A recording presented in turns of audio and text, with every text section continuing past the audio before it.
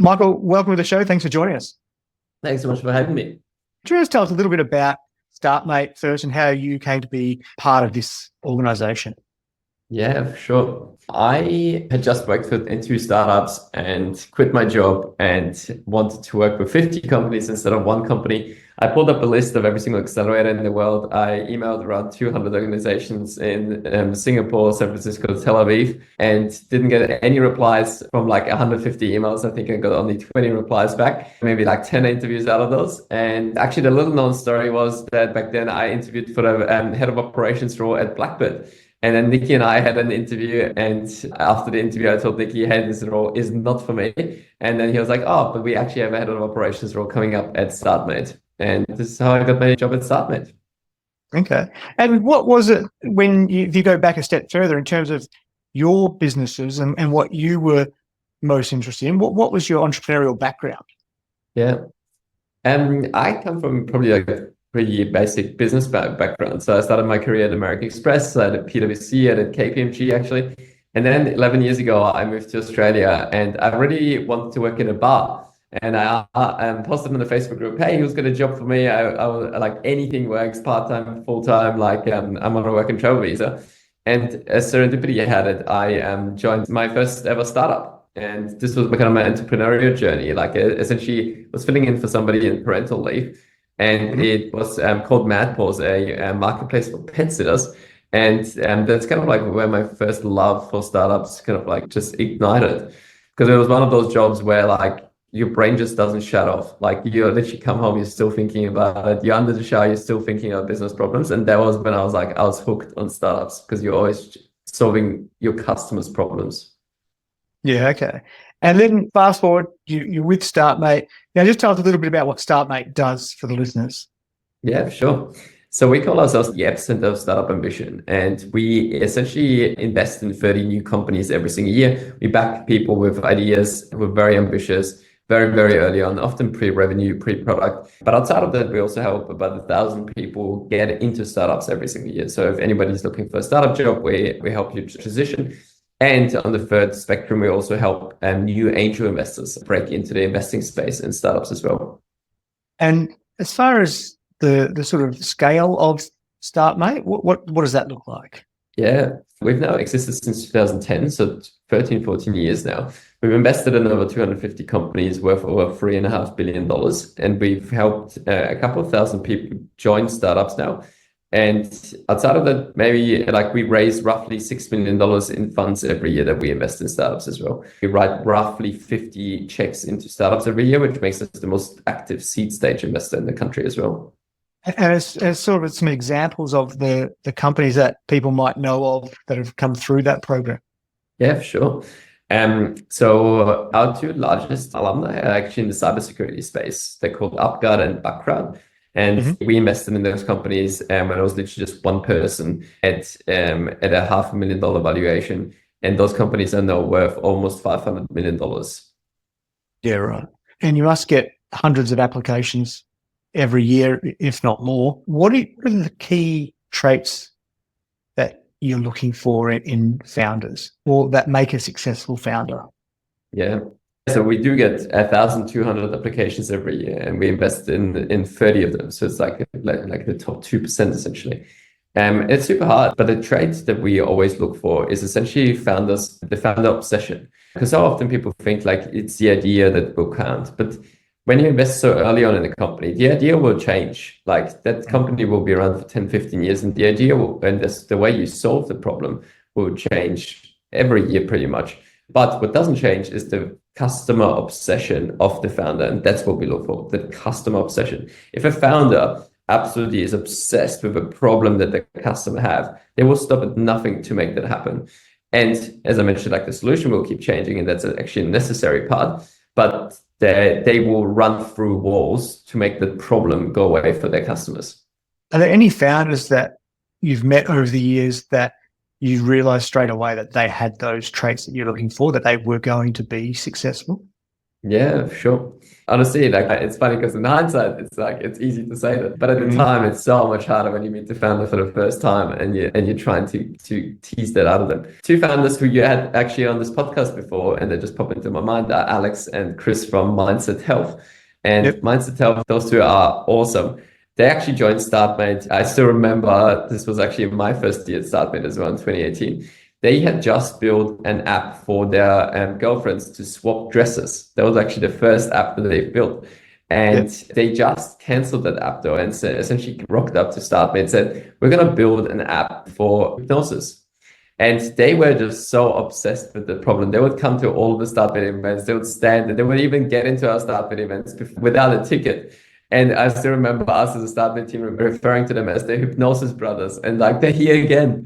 And it was like their obsession with like just making the problem go away for the customers, which was in that case DIRD and IBS. And it was just absolutely incredible because you knew that they're just not going to stop at anything to make that happen. Now, you guys talk about ambition as being a big part of what founders need to have as part of their makeup and what you're looking for, presumably personal ambition, but also ambition for the company and their goals they're aspiring to. Why is that specifically such a big part of what you guys value?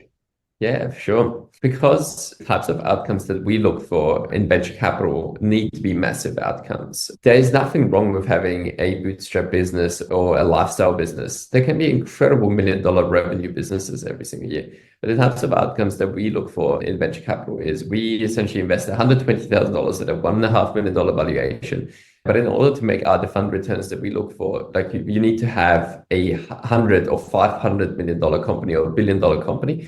And the only way to do that is if you have really grand ambitions, like which is also often your driver, by the way, to make that even happen, because otherwise you will be running through like against so many obstacles. And if you don't have that kind of drive, you will give up. One of the best quotes that I've heard is being a founder is like chewing glass with a smile on your face because you still like love the challenge and the problem. But other people would just give up, be like, it's not a pleasant thing to just chew and crunch on glass, right?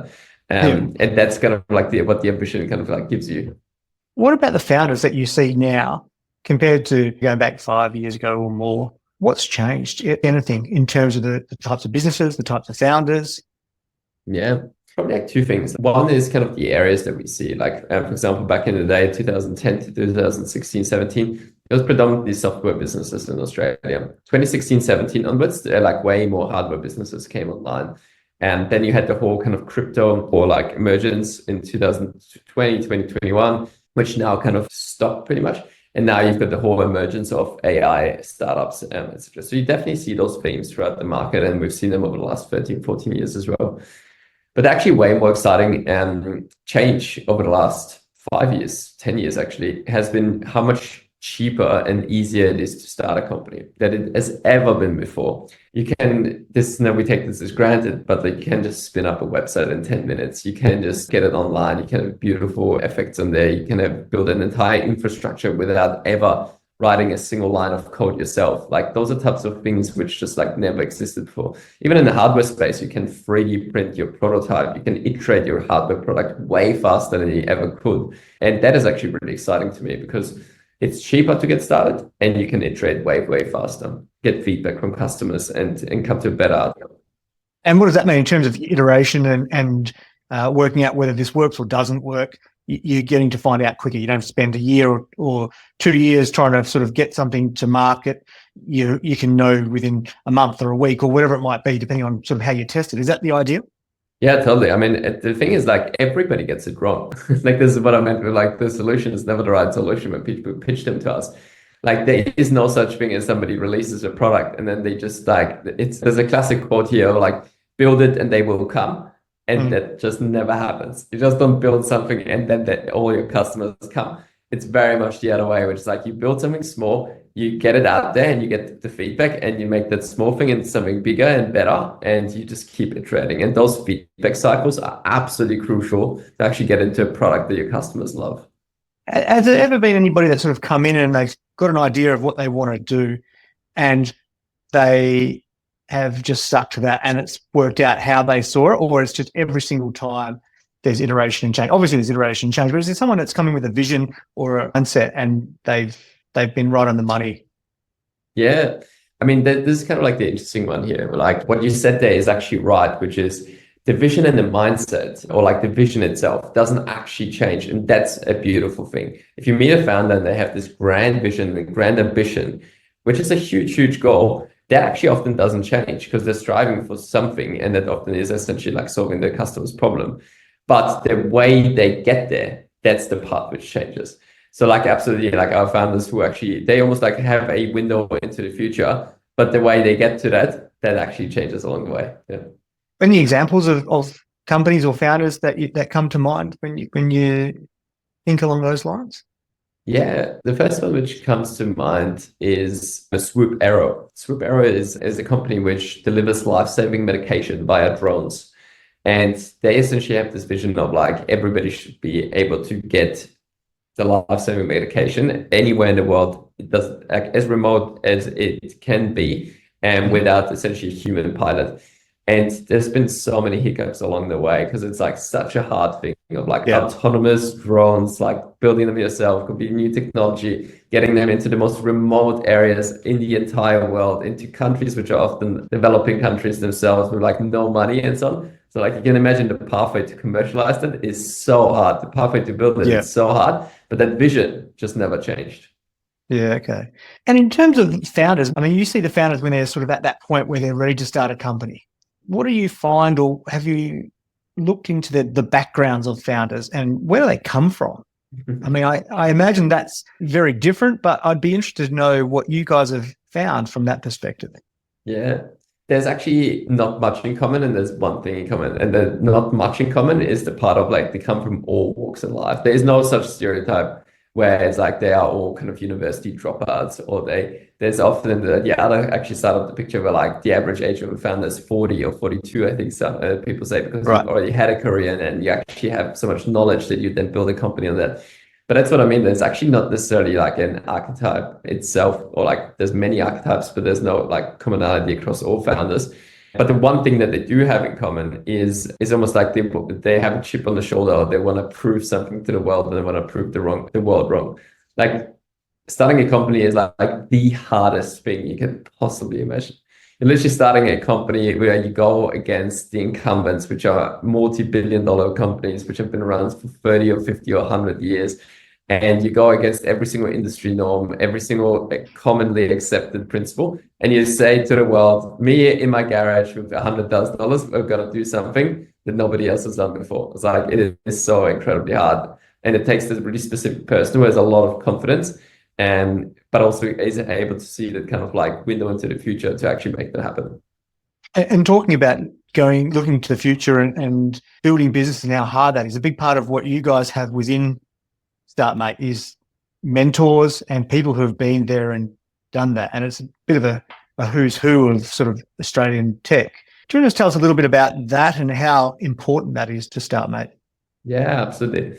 And so there's two aspects to this one as well. Like, so actually, maybe for context here, what we do at Startmate is essentially we invest $120,000 into those 30 companies a year, and we help them for 12 weeks, in particular on the customer side of things, on sales, on marketing, on building your product itself, and essentially get you ready to usually raise $1 to $4 million. Our mentors, like you said, are the who's who of kind of like Australian tech and ventures. So like, for example, our mentors and investors include Michael Brooks and Scott Farquhar from Atlassian, or Kate Morris from Adore Beauty, or the Culture M founders, or a lot of our alumni. And there's like two parts now to what we expose our founders to, and which is very much the mentors. And the best things about our mentors are they are founders and ex-founders who are a couple of steps ahead of you. So those are the types of things that our founders can actually learn, which is don't make the same mistakes as other people have done before you. That's a no-brainer. Like, why would you repeat? And there's some things which, like, I don't know, setting up a CRM system or a marketing system, like there's proven pathways there. You essentially can copy and paste a lot of things that other people have done. The other part is way harder though. Like, even if you expose yourself to founders and ex-founders, because you're inherently making something happen in the world that nobody's ever done before. So the problem that you often have is all those mentors tell you all those things that worked for them, But then again, you're in a completely different industry. You're doing something that is by definition new. So you can't actually just take the lessons from everybody else. There's always that kind of like spectrum here of like how much do you listen to people who have come before you versus how much do you actually need to innovate yourself. Yeah, because at the end of the day, if you're going to be successful, you've got to back yourself and work out what you're going to do and how you're going to do it, make all the tough decisions. But by the same token, to be able to talk to people who have been there and built companies worth hundreds of millions or billions of dollars, that's a massive opportunity. Massive. And the other kind of part, which is quite interesting, as you just said, that with billion-dollar companies, is actually the best mentors for a founder are not even necessarily the founders of billion-dollar companies, but actually they are the founders who are 2 or 3 steps ahead of you. Because the people with the billion-dollar companies, they have like 4,000 staff and they haven't actually been in a driver's seat for a couple of years. Whereas it's the founders who just came ahead of you, which might have raised their Series B or C, or they've just hired their 100th person, and you're a team of like 20 people. That's actually where the real lessons are in, because they have just gone through those problems. They have just scar tissue just there, and it's very real to them. And that's the best kind of like mental experience that you can have as a founder. Yeah, I saw something when I'm reading through on, I think maybe on the website, where you've talked about the founders who mentored this founder, who then mentored that founder, and so on it goes, which is a pretty cool sort of system to have in place, right? Where it's you've got the time that's gone by, where you've got some people being able to come back in and mentor others after they've been mentored. Yeah, so this is actually a big part of the Startmate culture, which is 2 aspects here. Like the first one is paying it forward. Like the entire community is literally just built on paying it forward and just giving your time and advice to the next kind of generation, essentially. And the second one is actually the incentive structure. So I'm very big on having a skin in the game. So every single mentor is actually required to be an investor in our fund. We raise a new fund every 6 months. We raise roughly between $2 to $3 million every 6 months. But the key difference is that every single mentor who is a founder or ex-founder, they actually have to invest into that fund, which then invests into the founder in that cohort, which then means that those mentors, not only are they only a couple of steps ahead of you and give you real advice, but they actually really care because the money is on the line to actually help the next generation of founders as well. What makes a great mentor? I mean, we talk about founders and what makes a great founder, but it's a bit like, not the best players are not always the best coaches, right? So what makes a great mentor? Yeah. Oh, and so many different parts here. But the first one I would say is probably what makes a bad mentor. Yeah. Okay. Yep. Start there. Yeah. What makes a bad mentor is the person who has all the answers, tells you exactly what to do, and like, hey, this worked for me, it's going to work for you. And that's kind of the antithesis of a mentor, right? So what makes a good mentor is actually often the person who says, hey, I actually don't know the answer, but listen to my experience and maybe you can take something away from it. Or even being able to say, hey, I don't know the answer, but here are 3 other people in my network who could actually help you out in the different segments. So often good mentors don't necessarily tell you, well, they actually often never tell you what to do, but they actually lead by examples, by almost like case studies, by their own experience. But often it also just connects you to the network, because the best thing you can almost do to a founder is actually connect them with customers. Because at the end of the day, the real answers to the questions will come from the customers anyway. Yeah. And I guess in some respects, it's a little bit like coaching, where ultimately the person who's being coached or is the mentee, they probably know a lot of what they need to know. They just need to work out how to get to those answers. And maybe it's about asking certain types of questions or whatever it might. So I imagine some of those mentors who have been in a similar situation, even if it's a different industry, it's hard to find great people. There's ways you can go about asking questions around how to get to the next part of that solution. I imagine it's more around that, developing the questions to ask. Absolutely. Yeah. It's so much like, so many people think that you need to have all the answers, but like you said, it's exactly that. At the end of the day, the founder actually knows. The reason we invest in those founders is because there is nobody better. There's nobody who understands that space better than that founder, because they are so obsessed with the problem and with the customer. So what a good mentor does is actually exactly that: ask great questions for that founder to come to their own answers, because that is the reason why you trusted that founder with your money in the first place.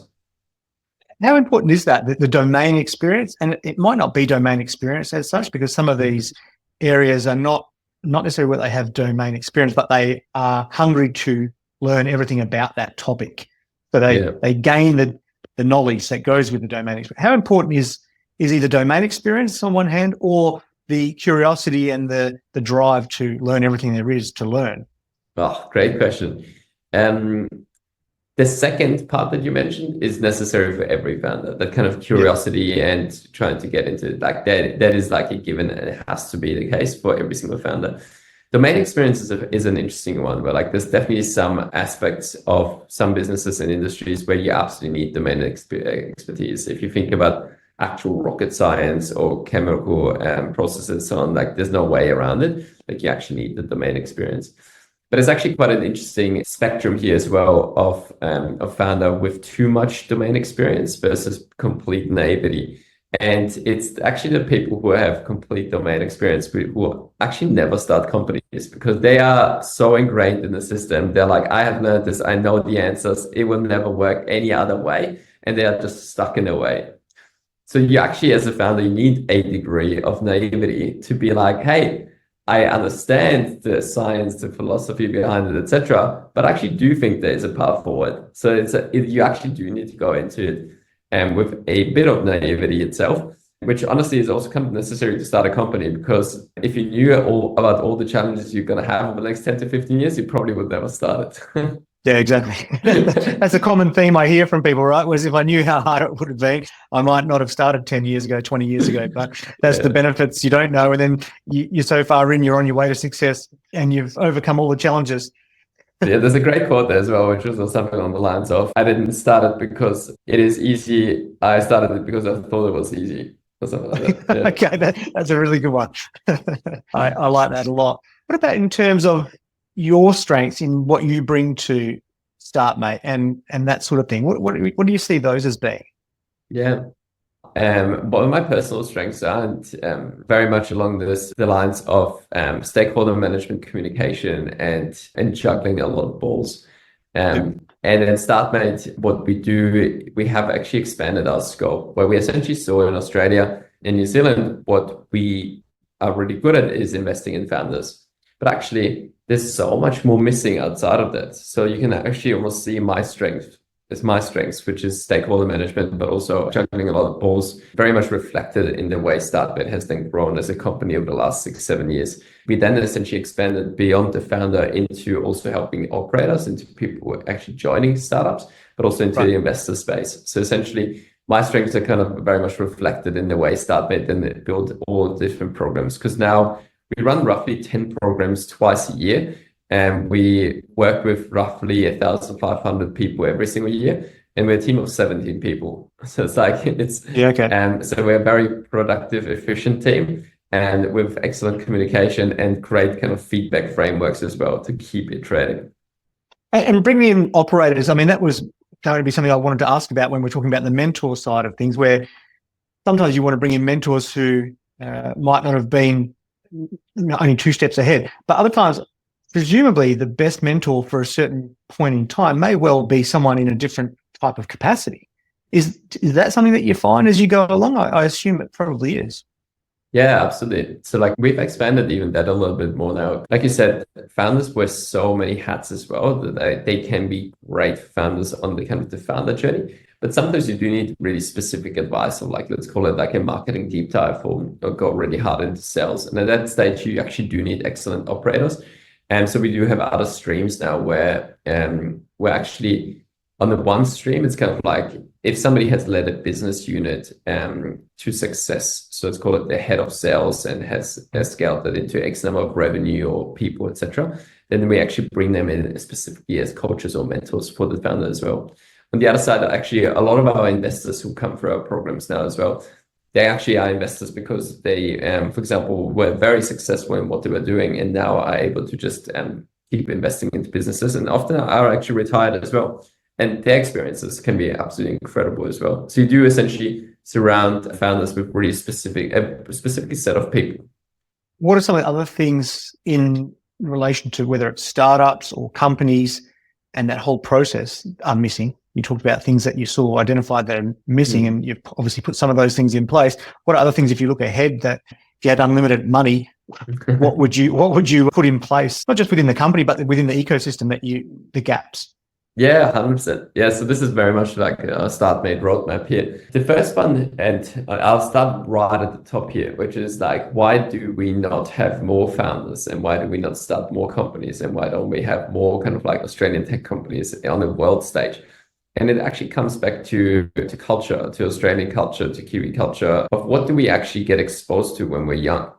So what I would actually love to see is tech and entrepreneurship in literally like primary schools, high schools, university, and you actually should be getting exposed all throughout. Because I think way too often we actually graduate high school or even university, to be honest, and essentially we're given the pathways of, well, become a banker, a doctor, or go into Australian mines or something like that. Like there's actually very fixed kind of pathways, which are slow to change. Like it's very much like given from our parents, etc. So I'd love to see that way more. And this is kind of what's missing. So at Startmate, we've, for example, now built a student fellowship, and the student fellowship has now 500 students go for it every year, where I literally established it because I'm European, I'm from Austria. And when I was going for uni, I love doing my internships in different companies to just even explore what there is out there.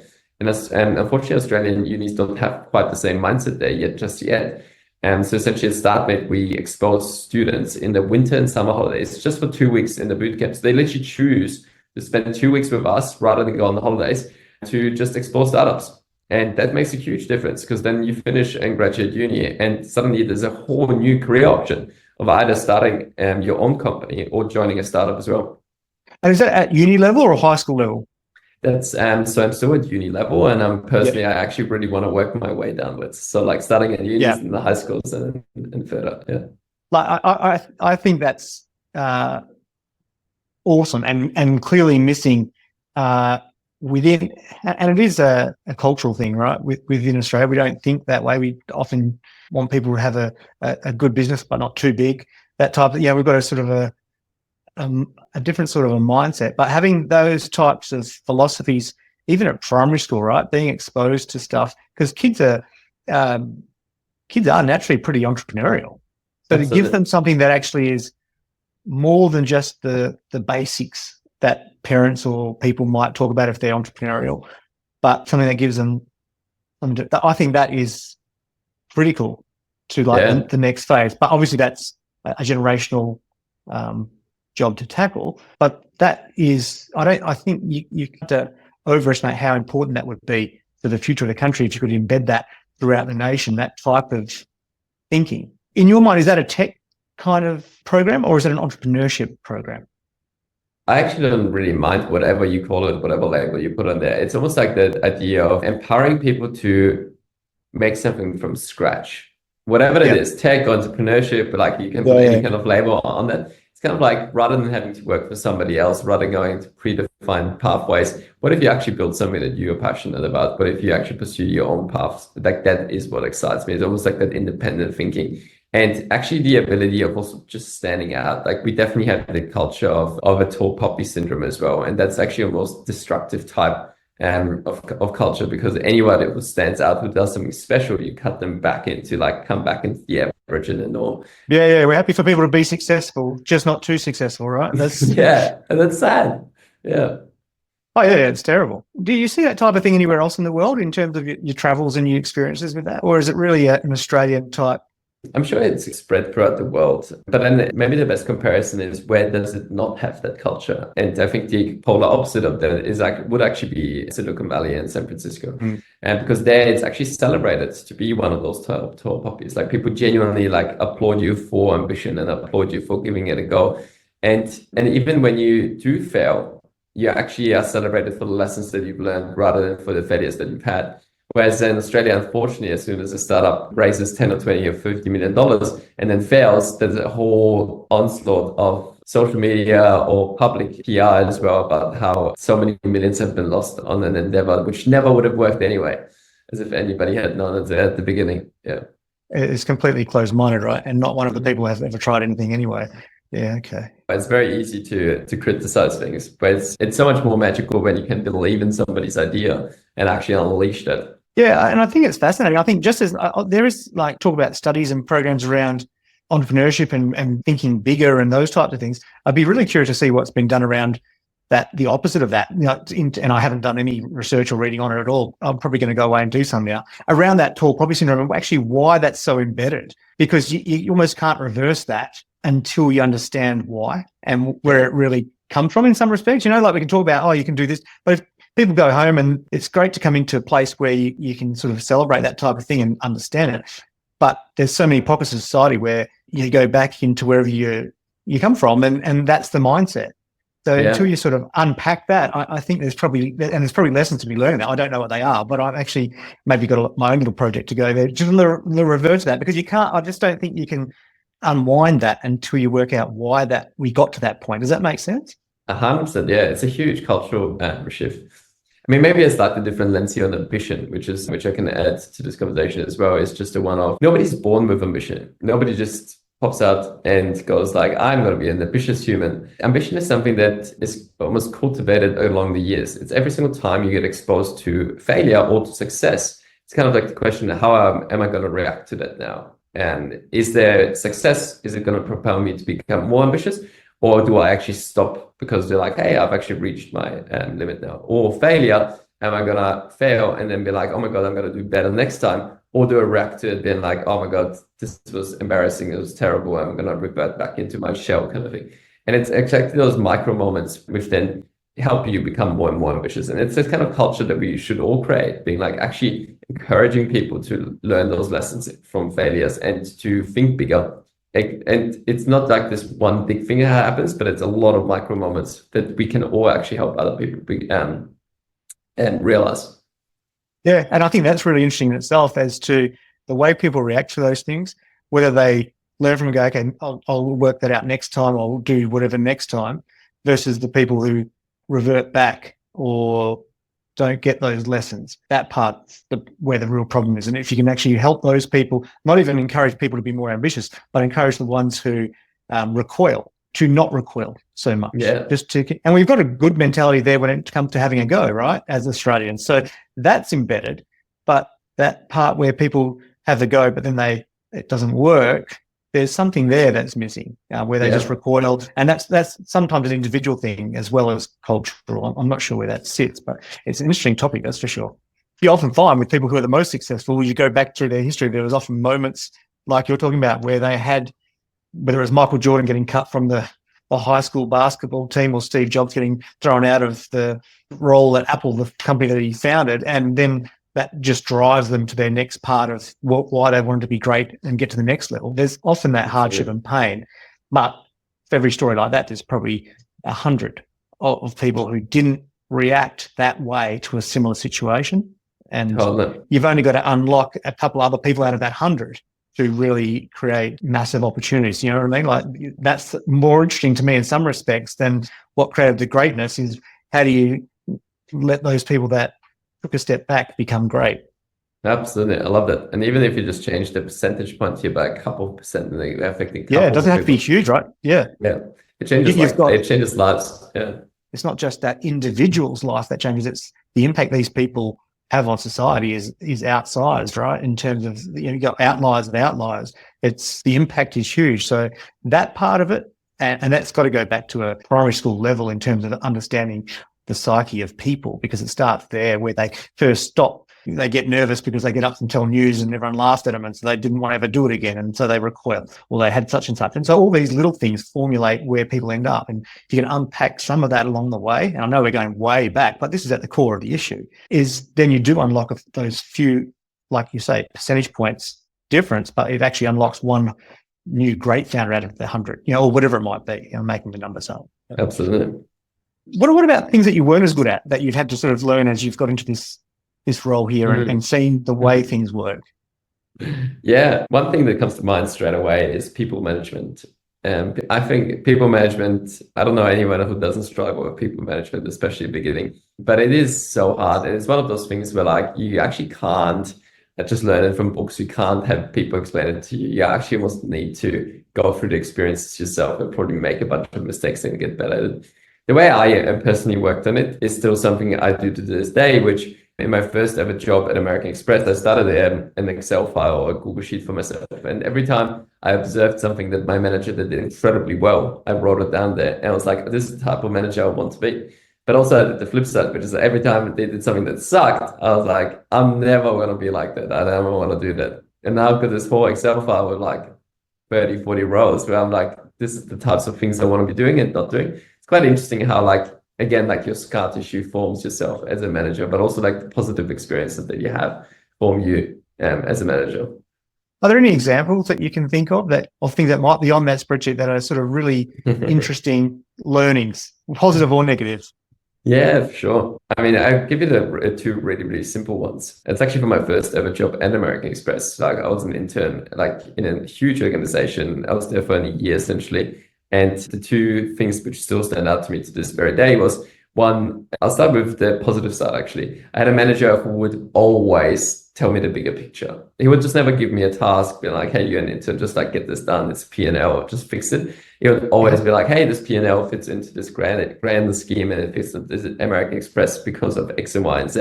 And I appreciated it so much, being like, okay, now this thing that's gonna be probably really monotone and take me 2 days, like actually I finally understand how it fits into the greater picture. And I loved it. And this is actually a practice which I now try to embody as well.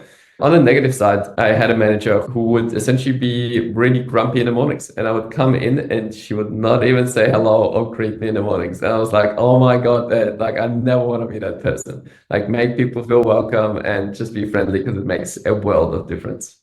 Yeah, okay. Very, very wise. What about the best advice that you've been given along the way? And what advice would you give to founders starting out? Yeah, the best advice that I was given. This is now related to me actually working with founders. When I first started at Startmate in 2018, I was so excited. I was working with like 15 super ambitious founders and was like so impressed by them and essentially was like the biggest cheerleader. I was just like, yes, let's go. Like, this is going to be awesome. Like, I'm going to help you out here and here and here.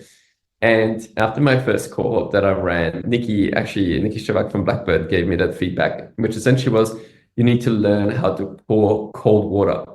So anybody can be a cheerleader and anybody can just tell you like, you're amazing and you're awesome and so on. But actually what's way harder is to be the person who knows when to pour cold water over somebody or to essentially say, hey, this is not good enough. This is actually not going to work. And even though it will hurt in the moment, it will hurt the person and it would hurt yourself as well delivering it. People actually will appreciate you in the long term for that, because if it is the right advice, you actually, even though your short-term relationship might be damaged, in the long term, it actually will be the better solution that people will come around it. And especially with founders who actually have to embrace reality, they will probably be offended and just tell you like, no, it absolutely will work. But then again, like a year or two or whatever later, they will actually really appreciate the no bullshit type of feedback. Yeah, that makes complete sense and sounds like Niki as well. So yes. Yeah. So but it's critical, right? People want to know, well, not even want to know, they need to know the truth, unvarnished and raw, whatever it is. And a good founder will work out that that's the right advice. Or even if it's not, they'll weigh it up and know it was given with the right intent. Exactly. Yeah. And that's why like trust and relationship building ahead of time is so important. So we do that really well at Startmate, where we build the trust actually very, very quickly. And we literally do it within 48 hours of meeting a founder. And by the end of the 48 hours, we bring all the founders together.